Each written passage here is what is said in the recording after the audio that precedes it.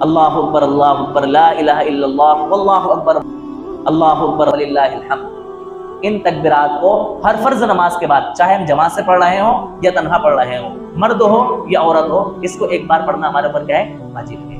اگر کسی کی رکعت چھوڑ جائے تو وہ اپنے رکعت پوری کرنے کے بعد اس تکبیر کو کیا کرے؟ مکمل کرے۔ اگر امام صاحب نماز پڑھانے کے بعد اس تکبیر کو کہنا بھول جائیں تو مقتدی خود شروع کر دیں تو امام صاحب کو بھی یاد آ جائے گی اور وہ تکبیرات ہو جائیں گی۔ ان تکبیرات کا چھوڑنا کیا ہے؟ گناہ ہے۔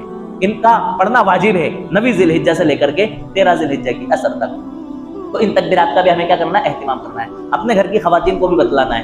خواتین کو عام طور سے مسئلہ پتہ نہیں ہوتا ہے، ان کو بیچاریوں کو معلوم نہیں ہوتا ہے، اس لیے وہ پڑھتی نہیں ہیں۔ ہو سکے تو جس جگہ پر وہ نماز پڑھتی ہیں ان جگہوں پر ان تکبیرات کو لکھ کر کے چسپاں کر دیں، چپکا دیں، تو جیسے ہی نماز سے فارغ ہوں گی ان کی نظر پڑے گی، فوراً وہ تکبیرات ان کو کیا ہو جائیں گی؟ یاد آ جائیں گی، اور ان تکبیرات کے چھوڑنے کی محرومی سے اپنے آپ کو کیا کر لیں گے؟ بچا لیں گے۔ لہٰذا ان تکبیرات کا ہمیں کیا کرنا ہے؟ اہتمام کرنا ہے۔